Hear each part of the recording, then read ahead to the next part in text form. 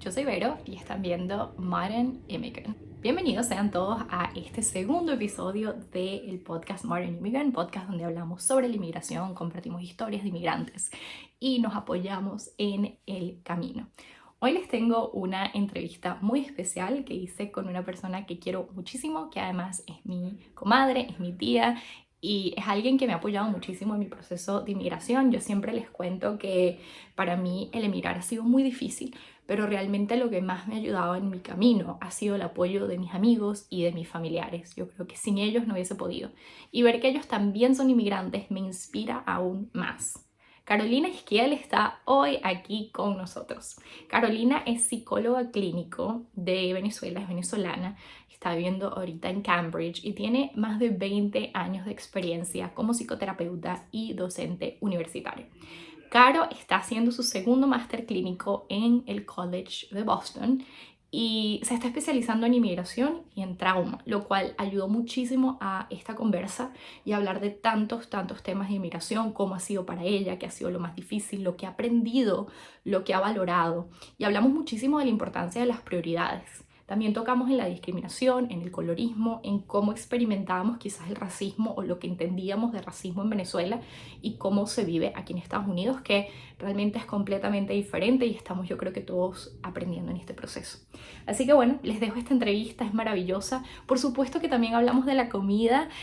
Caro se define como cocinera por herencia y placer. También es mamá de 2 hijos maravillosos, así que también hay anécdotas maravillosas y hermosas. Así que disfruten de la entrevista, no olviden en suscribirse si nos están viendo por YouTube y también seguirnos por Modern Immigrant, @ModernImmigrant, aquí se los voy a dejar. También todos los links que les estoy diciendo ahorita están en la descripción de este episodio, así como en la cuenta maravillosa de Caro de Simple Beautiful Food, de la cual también hablamos en el episodio, donde nos comparte recetas, además con unas fotos bellísimas y nos da hogar a muchos inmigrantes que estamos regados por el mundo para conectarnos con nuestros sabores. Así que disfruten este episodio y una vez más, gracias por todo el apoyo.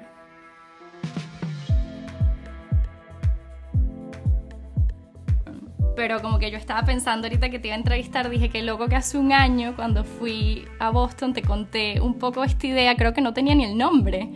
Y yo, no, sí, nada, y quería grabar, y que bueno, vamos y grabamos una entrevista, o sea, no tenía ni idea, pero tú eras siempre la número 1 en la lista de invitados, así que estoy muy contenta que estés hoy aquí, Caro, bienvenida. No, gracias, yo también estoy súper contenta, estoy súper orgullosa de ti y estoy enamorada del proyecto que llevas. Gracias. De hecho, yo, ¿y que será que le mando preguntas o no? No sé si como que como eres tú y te conozco también. Si vamos a hablar y ya, pero sí hay unas preguntitas que me gustaría que habláramos, porque bueno, la gente que va a escuchar quizás no te conoce. Y claro, siempre empiezo las entrevistas por eso, como preguntando un poco, una pregunta súper amplia, pero ¿cómo empezó tu camino de migrante, no? Y por ahí arrancamos. Bueno, mira, te diré que comenzó varios años antes de venirnos, la verdad, porque nosotros comenzamos a pensar como en el 2012, bueno, que las cosas en el país ya se estaban perfilando cada vez más complicadas, nuestros niños en ese momento estaban pequeños, pero bueno, iban a crecer y pensábamos cómo va a ser la adolescencia con tanta inseguridad. em, Así que en el 2012 fuimos a España, que fue un viaje familiar, pero ya teníamos eso en la cabeza, así que Ignacio se fue 2 semanas a Inglaterra y se metió en un intensivo de inglés. Súper ignorantes nosotros, jurando que el inglés, tú sabes, un intensivo de dos Sí. semanas, bueno, ya está listo, ¿verdad? Más el curso que él estaba haciendo en Caracas, él empezó a hacer un curso. Bueno, porque de alguna manera Sí. decidimos que él iba a aplicar porque a un estudio afuera. Dijimos, bueno, yo creo que Ok. la mejor forma es irnos con una visa de estudiante. Porque además en ese momento siempre el proyecto fue, bueno, irnos por unos años y vemos, igual chévere la experiencia de estudiar afuera, pero también siempre con la cosa de, bueno, quizás también es una puerta, pero bueno, vamos a ver qué pasa. Entonces, Ignacio llevaba una vida de profesor, una vida académica mucho más larga que la mía, eh, y además yo no quería emigrar. Entonces yo no, o sea, yo no voy a hacer el Tú esfuerzo ves si quieres. que tú estás haciendo, o sea, Sí. además que en ese momento es así como, ay, por favor, o sea, esto no va a pasar nunca, Ujú. pero chévere que aprendas inglés, buenísimo, ¿sabes? Sí.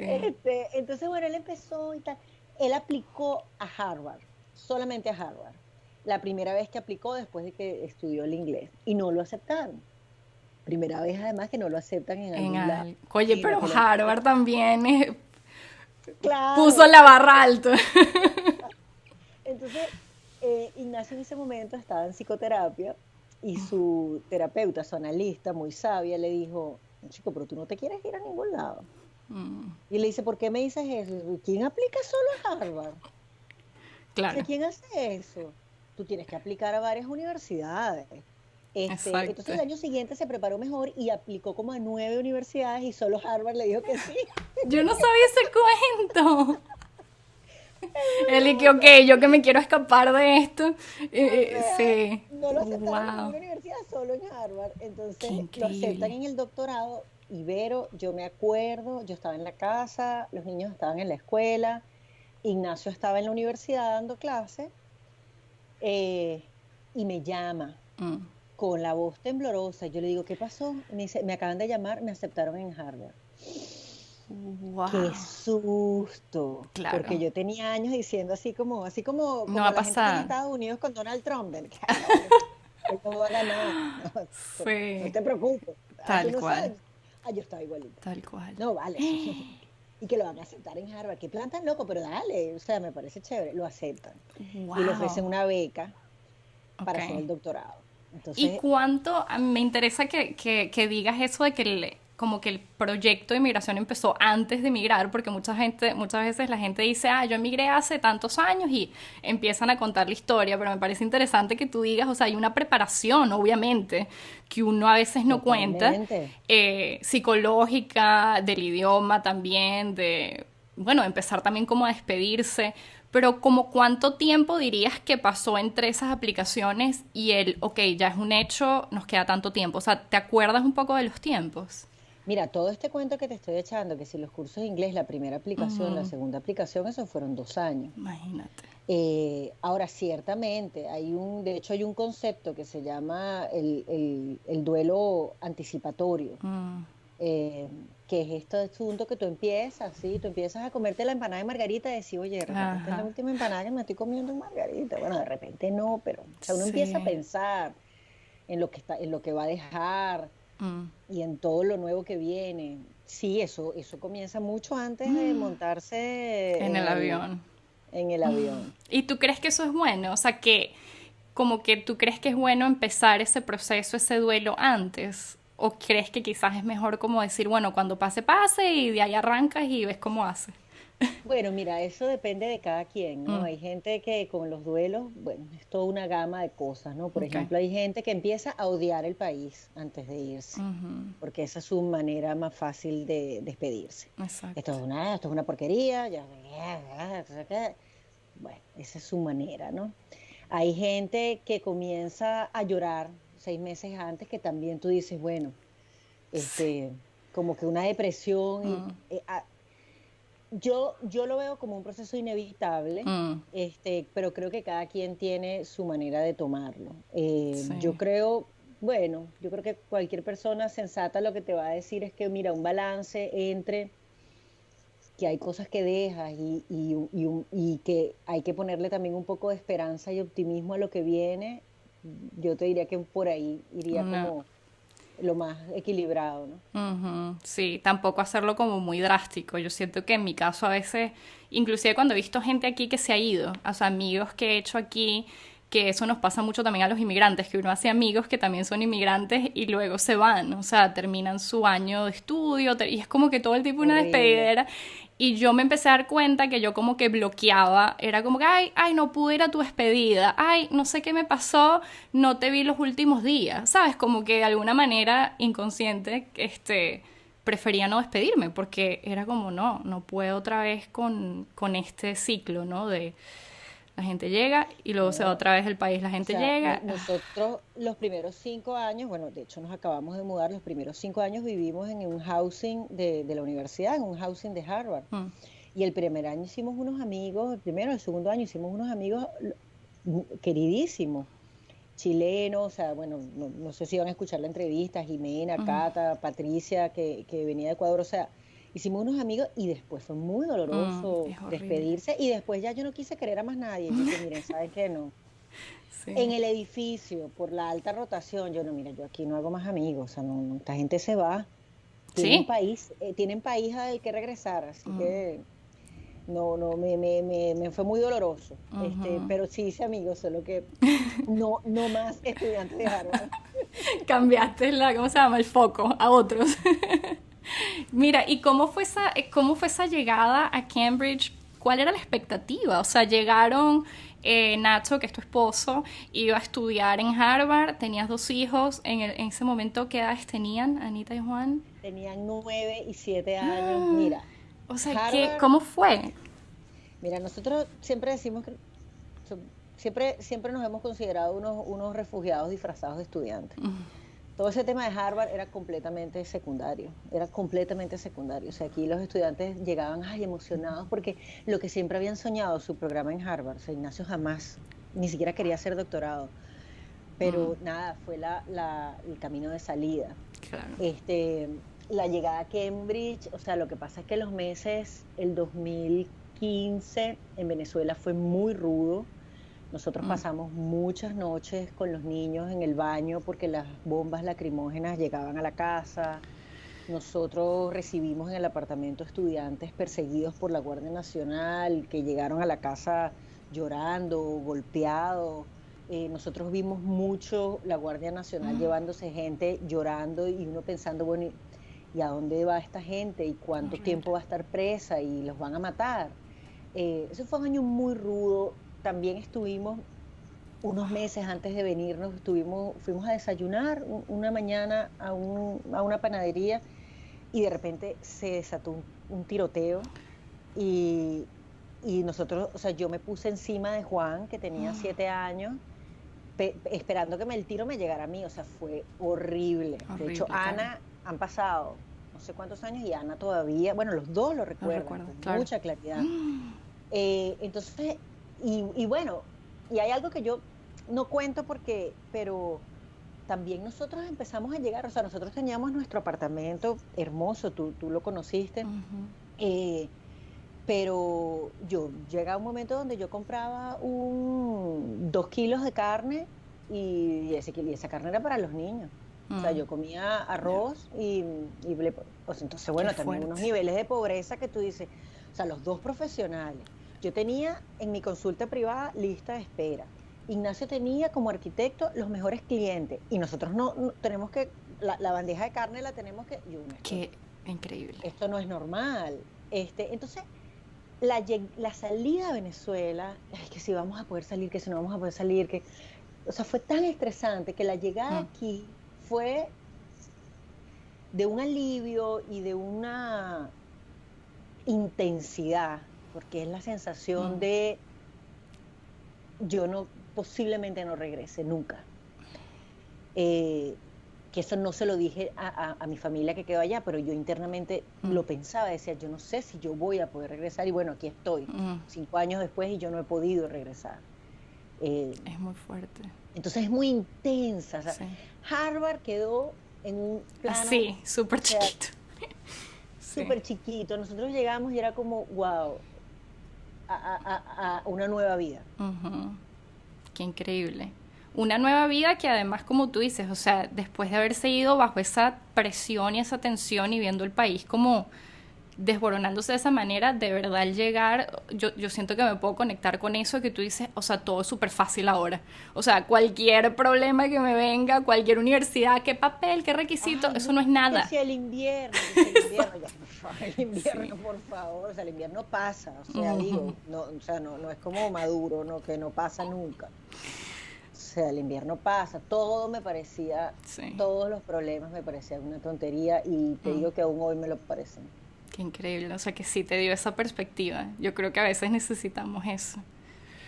Yo creo que Sí. a veces lo necesitamos. Sí. De verdad que sí. Y justo esa era una de las preguntas que te quería hacer, era como cuál era el proyecto principal, ¿no? Que creo que un poco nos dijiste que tú por dentro sentías que este proyecto podía ser el futuro. O sea, nos vamos a quedar aquí, ¿no? Pero quería preguntarte eso porque siento que muchas veces los inmigrantes como que sentimos que, bueno, esto es por un año y ya, ¿no? Me voy, como veo si aprendo inglés, me gradúo de este programa que voy a hacer y me regreso. ¿Sientes que ustedes tenían como esa mirada de esto va a ser algo más allí? Sí, o sea, fue claro. Ujú. Totalmente, sí, el plan desde el Ok. comienzo era terminar el programa y regresarse. Nunca nos Ok. planteamos Ok. quedarnos, no, Yo nunca nos juré que me planteamos estabas quedar. diciendo, no, que el plan claro que era quedarnos, fíjate. No, Ok. no, yo había alguna parte de mí que decía, mira, no Ujú. sé a dónde nos estamos yendo, o sea, no sé, esto puede ser un cambio de vida, Mm. pero no, lo que pasa es que el deterioro del país fue tan violento y tan rápido, así, todo lo que vivimos en 2015, en 2017 se multiplicó por Sí. 1000, eh, que nosotros muy rapidito estando aquí dijimos, mira, ¿sabes qué?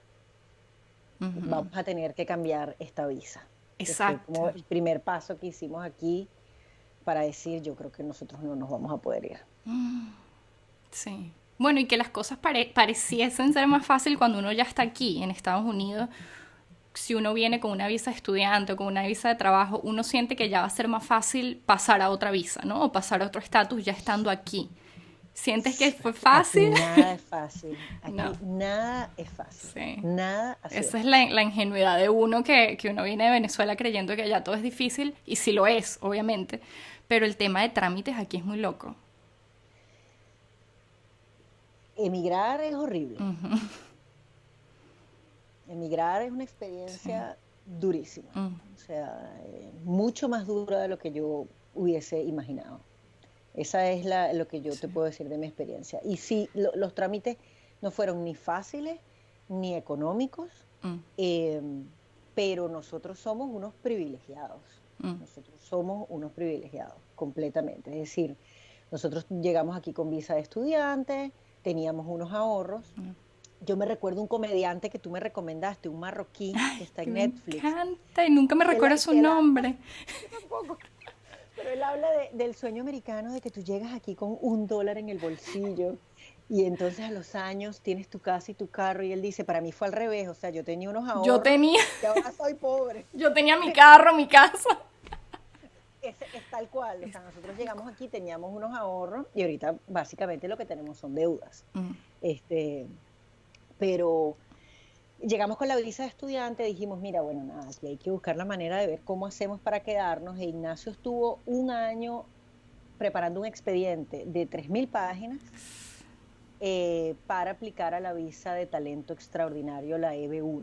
Ok, Y eso fue un trámite costoso y muy de mucha incertidumbre, porque claro. era una apuesta alta, y bueno, se la dieron. Y esa visa nos permitió pasar directamente a la residencia permanente. Exacto. Wow, qué increíble, de verdad. ¿Qué crees que, o sea, me parece interesante que, fíjate que estábamos diciendo que uno cuando se va de Venezuela, ya lo que viene más adelante, uno siente que es fácil o que uno lo puede sobrellevar, como que bueno, no todo es tan Sí, difícil como. Pero igual me dices que ha sido una experiencia difícil, súper difícil y inclusive más difícil de lo que te imaginabas. ¿Qué crees sí. que ha sido lo más difícil de todo, o sea, de toda esa gama de cambios y de cosas que has experimentado aquí? ¿Qué crees que ha sido lo que más te ha costado? Bueno, o sea, por un lado está lo más doloroso que es separarse de la familia y eso es muy doloroso, o sea, y es como... Ahora, lo más difícil es que todo es nuevo y tú no te sientes cómodo en ningún lugar. O sea, es como todo el tiempo te estás preguntando, ¿estaré entendiendo bien? ¿Esto será así? ¿Cómo será esto otro? O sea, la comodidad por la que uno navega el país que uno conoce, en el que uno ha crecido, donde están las redes naturales.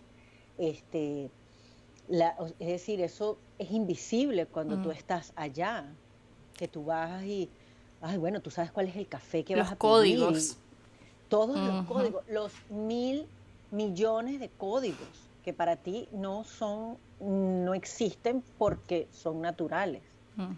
Cuando tú emigras, dices, ok, son 1.000 millones de códigos, no me lo sé, y todavía, o sea, yo debo no. estar por el 20%. Sí.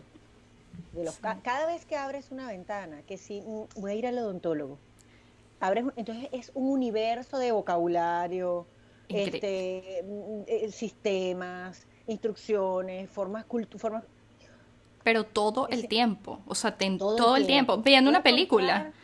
Voy a comprar una mata. Ay, voy a salir a comprar una mata. ¡Wow! O Tal sea, digo, cual. ay, Dios, es agotador. Ujú. Sí. Es agotador. Esa sensación de no, no sé si la palabra es pertenecer, puede ser pertenecer, o sea, que uno se siente como que estoy aquí como asomado, como que, hola, Totalmente. Y ay, ¿esta qué hace perdido, y aquí? haciendo un esfuerzo. Perdida. Es como un esfuerzo, o sea, me voy a comprar unas Sí, pantaletas, un esfuerzo, un esfuerzo. O sea, sí, ¿cómo se llaman? ¿Cuál es el que? O sea, no. ay, Bueno, sí, y por supuesto el lenguaje. sí. ¡Ah! Ujú. Yo Aprender no me inglés de imaginé, vieja. sí. No, chica, qué cosa tan horrorosa. Pero no, claro, o sea, yo creo que eso es algo que me ha sorprendido hacer este podcast, es que, o sea, yo creo que se necesita hacer un podcast de al aprender inglés nada más, o sea, de lo que ha sido, porque he entrevistado gente que se ha mudado aquí de niños, de chiquitos, de adolescentes, a mi edad, a tu edad, y a todo el mundo me dice el idioma ha sido lo más difícil. Es Bueno, increíble. pero neurológicamente los estudios indican que Sí, antes de los 14 años tu cerebro tiene la flexibilidad todavía, es verdad. o sea, por ejemplo, no tener acento tan, y de, pero te digo que, o sea, yo soy, ¿sabes cómo? Yo soy una señora mayor, porque me hacen esto, ¿sabes? Ha sido muy difícil, y aún hoy, es decir, yo por supuesto, yo lo que he perdido, o sea, yo más que he ganado inglés, lo que he perdido es la vergüenza. Mm, Ya está, yo hablo inglés así mal y lo exacto. hablo. Intervengo en Embrace it, clase. como dicen aquí, Embrace. embrace it. Y yo ahorita me estoy moviendo en unos lugares donde hay que sí, 5 profesores de Harvard, estudiantes, y entonces hay que intervenir. Y yo, ay, mi amor, yo intervengo con mi Ujú. inglés así horroroso como lo tengo. Me encanta que digas eso porque con esta pregunta de qué ha sido lo más difícil, te quería preguntar cómo has sobrellevado eso que ha sido tan difícil. ¿Cómo has sobrellevado el idioma? Como tú dices, dándole, no importa. Y las otras cosas, cuando te has sentido perdida, cuando abres esas ventanitas, ¿cómo lo has? Sí, o sea, ¿qué te ha ayudado? O sea, también la edad en la que yo emigro, o sea, ya yo en Venezuela ya había hecho la licenciatura, lo que sería el bachelor, que no es un bachelor, pero es el equivalente, ya había hecho la maestría, ya tenía 15 años de ejercicio de la profesión, tenía mi consulta privada, entonces, eh, para, para mi narcisismo, o sea, es como que le pasaron tres, tres grúas por encima, ¿no? Claro. Eh, y bueno, y uno se vuelve humilde y ¿qué me ha ayudado? Me ha ayudado la humildad, me ha ayudado a tener mis prioridades muy claras, es como decir, por ejemplo, ahorita en COVID, eh, y lo que te decía en un principio, mira, yo me quejo poco, o sea, es decir, mientras yo esté sana, viva, y pueda darle a mis hijos comida y casa, yo estoy bien. Entonces, sí, tengo que lidiar con el lenguaje, sí, el estatus me bajó como 200 escalones, sí, ando perdida todo el tiempo, pero mm, yo tengo las prioridades muy claritas y eso a mí me ayuda a decir, mira, yo estoy bien, yo estoy bien. Eso me encanta, lo de las prioridades. Que es lo mismo de la perspectiva que estábamos diciendo antes, ¿no? O sea, cómo te cambia la perspectiva y cómo te cambia el realmente ver qué es lo que importa al final del día, ¿no? Bueno, y cuando tú haces algo como lo que tú estás haciendo, que es entrevistar inmigrantes, y yo también lo estoy haciendo, porque estoy haciendo ahorita una investigación con la universidad donde estoy entrevistando inmigrantes, yo he aprendido, Mm, o sea, y me he dado cuenta de que, por favor, mi inmigración es el paraíso terrenal, el privilegio. Es así que hace está quejándose que llegó con visa de estudiante a vivir en un housing de Harvard y que le sí. dieron la residencia a los 3 años. O sea, por favor, esta mujer no tiene idea de lo que está hablando y tienen razón, Sí, tienen toda la razón. cuéntanos de esa, quiero que nos hables como de tu, cómo ha sido la experiencia laboral, porque sé que ha cambiado tu manera de ejercer. Bueno, no, te diré que también ha sido todo un camino muy privilegiado en el Ok, sentido de que yo tenía una consulta privada en Venezuela ok. y ya tenía, de esa consulta privada ya había un porcentaje de pacientes que eran online. Entonces Mm, yo llego aquí a Estados Unidos y yo nunca he dejado de tener mi consulta online. Entonces, en ese sentido nunca he trabajado siempre en mi área. Y luego el primer trabajo que encuentro acá es como facilitadora de grupos para padres inmigrantes. Me dicen, bueno, no tienes que tener licencia, ya con el background que tienes, exacto. y yo había pasado, me habían hecho como la equivalencia de los degrees, y Mm, entonces yo era como clinician master level. Bueno, empecé a trabajar en una agencia en Somerville llevando grupos, todavía lo hago, ahorita ajá, los hago por Zoom. exacto. Este, y, y bueno, después dije, bueno, ¿qué hago para trabajar como psicoterapeuta aquí? Ajá. Ya para no seguir trabajando como terapeuta online. Bueno, entonces entra el tema de las licencias, que es un cuento muy largo que no te voy a echar, pero muchos tipos, o sea, es como con todo, es como con el Sí, champú, 450 tipos de champú, 550 tipos de yogur, es es lo muy mismo bien. con las licencias. Y, ok, son como 6 tipos de licencia. Bueno, al final me decidí por hacer un máster en Clinical Social Work. Había aplicado, o sea, apliqué a un doctorado, que es un PsyD, y apliqué al máster de Clinical Social Work. Ok, Me aceptaron en los dos y en los dos me ofrecieron unas becas insólitas, claro, insólitas. Fue increíble. una decisión súper difícil. Al final me fui por el máster Ok. porque era más corto y porque Boston College me ofrecía una diversidad de conexiones Mm, que se me hicieron como mucho más atractivas que el doctorado. Eh, entonces, bueno, ahí estoy trabajando en un hospital como psicoterapeuta, como pasante. ok. Estoy trabajando en la universidad como asistente de investigación, como research assistant, y ahí estoy haciendo una investigación con hispanos latinos mayores de 65 años, Wow. un poco explorando su experiencia en Estados Unidos. Entonces me ha tocado entrevistar gente de El Mm, Salvador, gente de Cuba, gente de Puerto Rico, eh, yo creo, y de República Dominicana. También estamos trabajando con México, pero yo no he entrevistado a nadie de México. Entrevisté a muchos salvadoreños y he mm, aprendido muchísimo de la historia de Centroamérica y de mm, la historia de los latinos en Estados Unidos. Y ha sido mm. interesantísimo, interesantísimo. Qué Yo he chévere que aprendido mucho, yo he aprendido es. mucho profesionalmente, con todo y que llegué Ujú. aquí ya con experiencia. Eso era lo que te iba a preguntar, porque como a veces uno siente que, ay, tengo que pasar por estos pasos, ¿no? Que quizás eran pasos que definitivamente no tenías que pasar en Venezuela. Digo, ya tú tenías toda tu... Allá no creo que hay licencia, la licencia como aquí, pero O sea, claro, te la dan tú al te gradúas graduarte. de licenciado porque Exacto. haces prácticas profesionales. Por Es eso te verdad. digo, no es un bachelor, Es verdad. Es un porque poquito haces más. prácticas profesionales, entonces tú te gradúas ya con la licencia. Exacto. Pero siento que igual así, como que es interesante, me encanta cuando dices que igual has aprendido muchísimo y que has aprendido muchísimo de también otros grupos sociales que quizás no estabas, bueno, quizás no estabas pensando en la inmigración o en trabajar con inmigrantes cuando estabas en Venezuela o en latinos o en Para nada, claro, Centroamérica, ¿no? O sea que, totalmente. y qué chévere que tu experiencia también, yo estoy segura que te ayuda a acercarte a ellos también. Tu experiencia como No, ser no, latina. O sea, que es ser latina en Estados Unidos. Eso es algo que yo nunca, eso no me lo planteé. mira, son como 3 horas para contestar esa Exacto. pregunta. Empezando porque Latinoamérica es un concepto inventado, o sea, Mm, eso no existe en realidad, es un concepto geoétnico, geográfico que se inventa, mm. porque no hay ningún territorio que tú digas, ay, mira, Latinoamérica es esto, estas son sus fronteras, ¿no? Exacto, exacto. Y por eso ¿No? hay tanta riña de que hay gente que dice, no, yo no soy latinoamericano, no, yo soy, o sea, hay gente que no se incluye en esa... Bueno, la definición federal en este país de Ok. latino es personas que provienen de Puerto Rico, México, España y otros países que hablan español. Wow. Uno, incluye España. Wow, en serio. Dos, no incluye Brasil.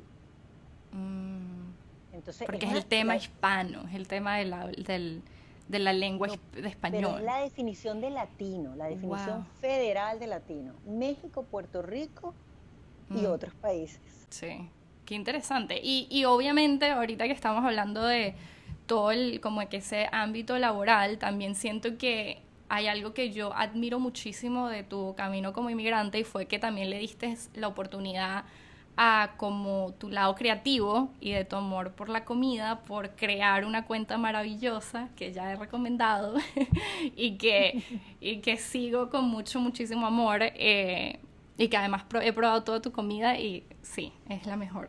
Tan eh, bella, gracias. pero me encantaría eso, que nos contaras de esa parte, porque eso, como decimos, es muy difícil ser inmigrante, pero hay que como que aferrarse a esas cosas que nos gustan hacer y crear, que es quizás darle como ese espacio, como que bueno, a ti te tocó llegar, era tu esposo el que estaba como lidiando con ciertas cosas al comienzo, quizás tuviste un poquito más de tiempo que no tenías en Venezuela, uno tiene otro ritmo también en Venezuela. Cuéntanos de Simple Beautiful Food.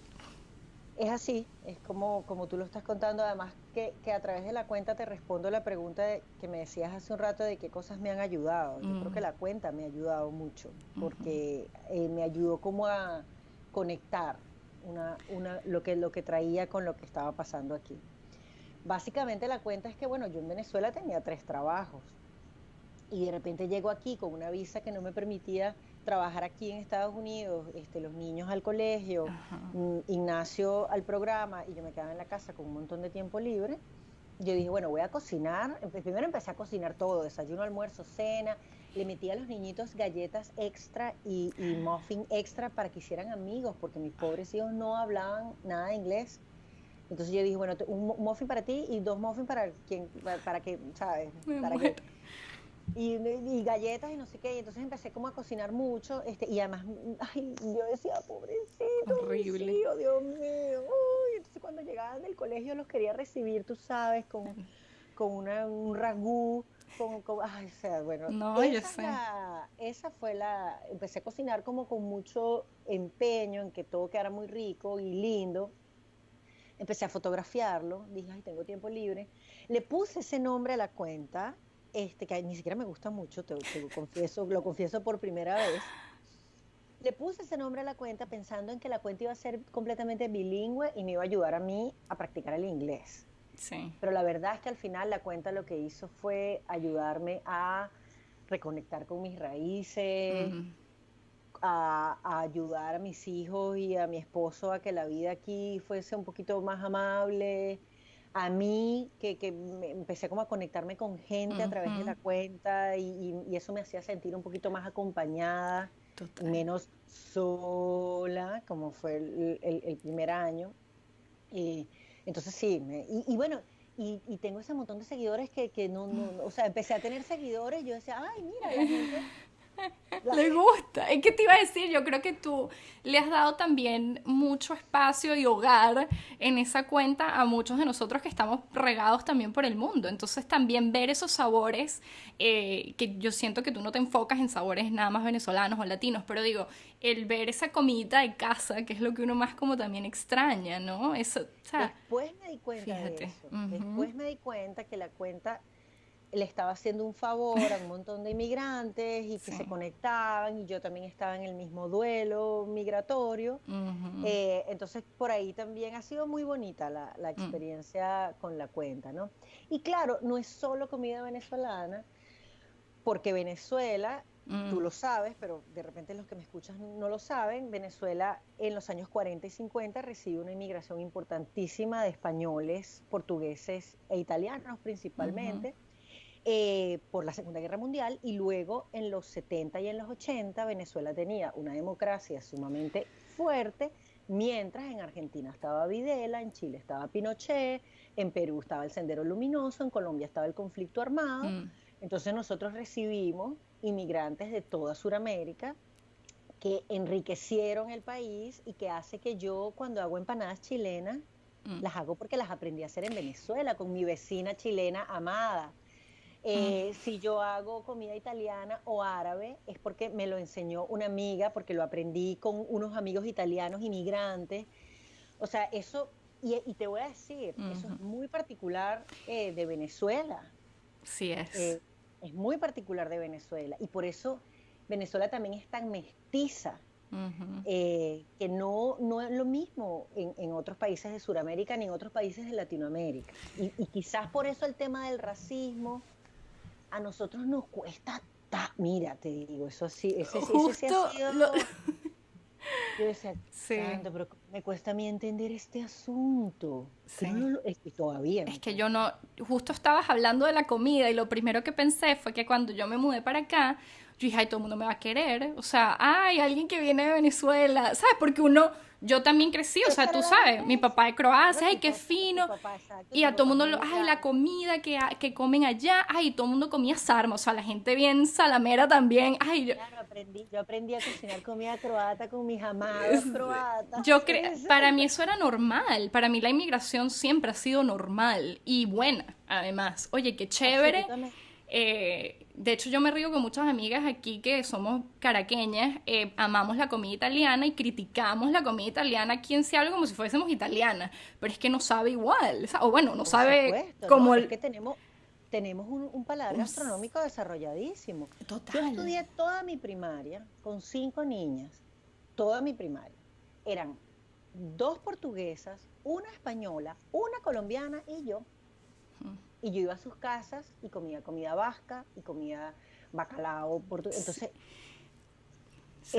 esa era Venezuela. Ujú. Entonces, cuando la cuenta refleja eso también. Refleja eso y como tú dices, yo creo que también es eso, es que no sé cómo decirlo, es difícil también el entender que las cosas aquí funcionan diferente con respecto a la inmigración también y los sabores. Y no necesariamente la gente quiere comer tu comida tampoco, ¿sí me entiendes? Como es raro, Totalmente, es no raro sé. porque aquí ha habido un rechazo a los inmigrantes histórico. Ujú. Yo aprendí la diferencia entre racismo y colorismo, entendiendo cómo aquí los italianos y los irlandeses inicialmente fueron tratados como seres inferiores, inferiores espiritualmente, inferiores cognitivamente, otra raza. Y eran Sí, blanquitos, blanquitos, blanquitos. exacto. Entonces, Que no y era un eso que tema está de pasando ahora color. con los latinos, Ujú.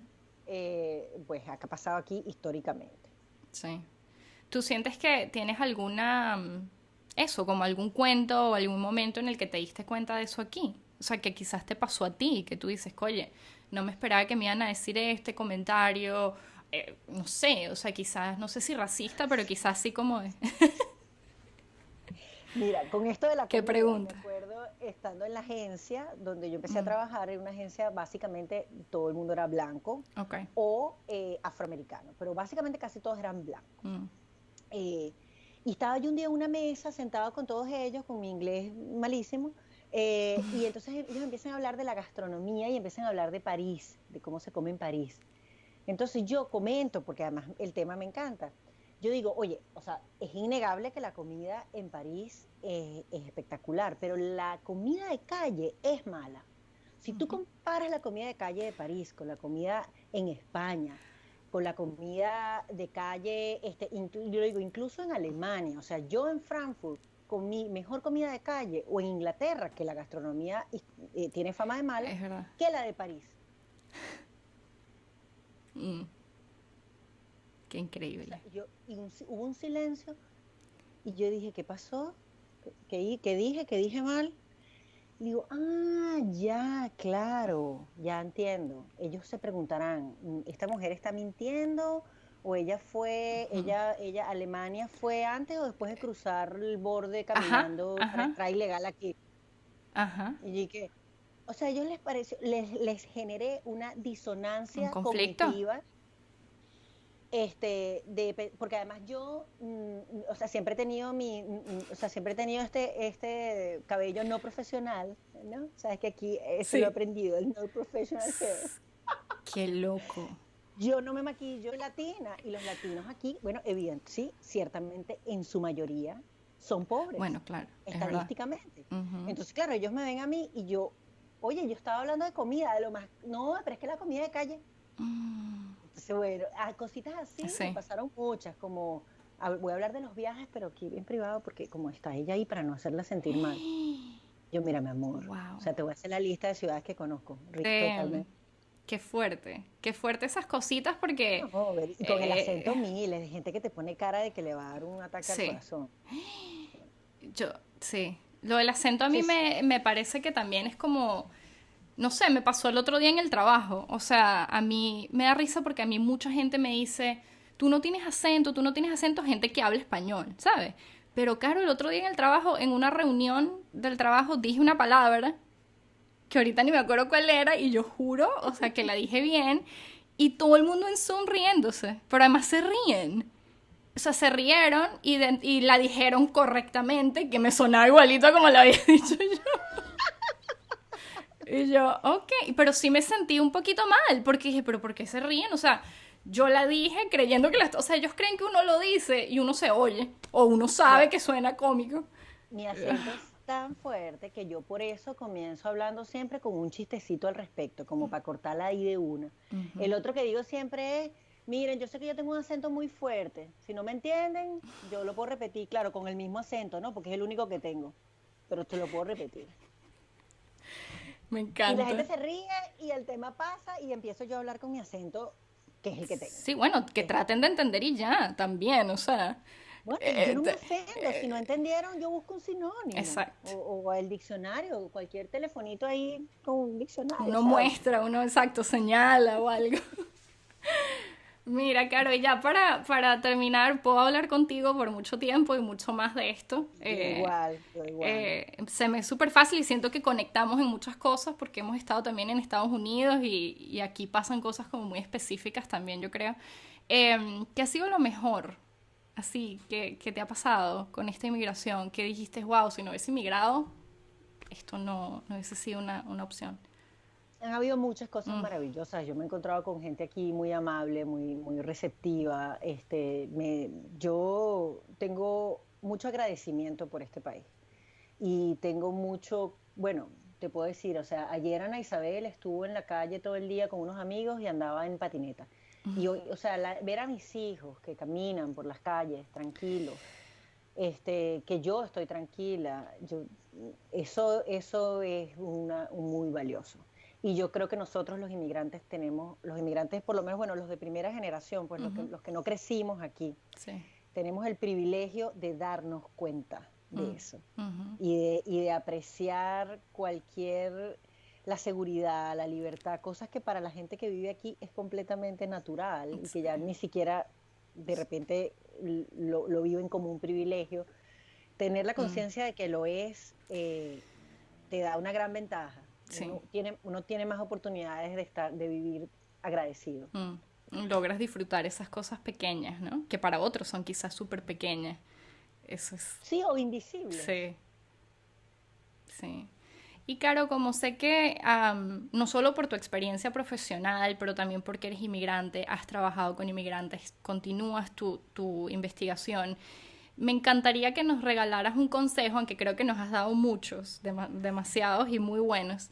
Pero sí me encantaría como cerrar con un consejo que nos puedas dar a todos estos inmigrantes que a lo mejor se sientan perdidos, que se sientan que, bueno, lo que hemos vivido tú y yo, que es muy difícil, que quizás quieren volver y no pueden. Capaz te estoy pidiendo algo muy difícil.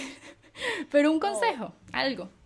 bueno, mira, a los inmigrantes de segunda o tercera, cuarta generación les diría que abracen su multiculturalidad, que la disfruten, que le saquen provecho, que es una fortaleza. Y a los inmigrantes de primera generación, tengo muy poco tiempo como para dar consejos. Yo creo que el tener tus prioridades bien organizadas, el ser agradecido, y sí, yo creo que saber que es duro eh, te genera un alivio, porque es como decir, no, no es que eres débil, Mm, no es que es duro. Y te sí, puedo decir que yo no me considero una persona débil, nunca me he considerado una persona débil, no eres. y es durísimo. Mm, Y mi inmigración ha sido un sueño de privilegio, y aún así me parece durísimo. Entonces, es como ser compasivos sí. con la dureza y con los errores porque hay que ser muy fuerte Ujú, y ahí está mucho mi esperanza puesta en la comunidad latina, por ejemplo, en particular, que, bueno, que es la primera minoría en este país y que las perspectivas es que de aquí a unos años vamos a ser aún mucho más grandes y más fuertes, Sí. es que reconozcan esa fortaleza, que la reconozcan y que la vean porque creo que es real. Ujú. Así es. Qué bello, Caro. Muchísimas gracias. No tengo más Ay, nada no, que decir. Berito, gracias. No, ha sido un De placer, de verdad. verdad. Muchas gracias a ti. Y Gracias. gracias por hacer todo el tiempo que le dedicas a este podcast. Yo creo que estás ayudando a un montón de gente y es una belleza de proyecto. Gracias, mi Caro.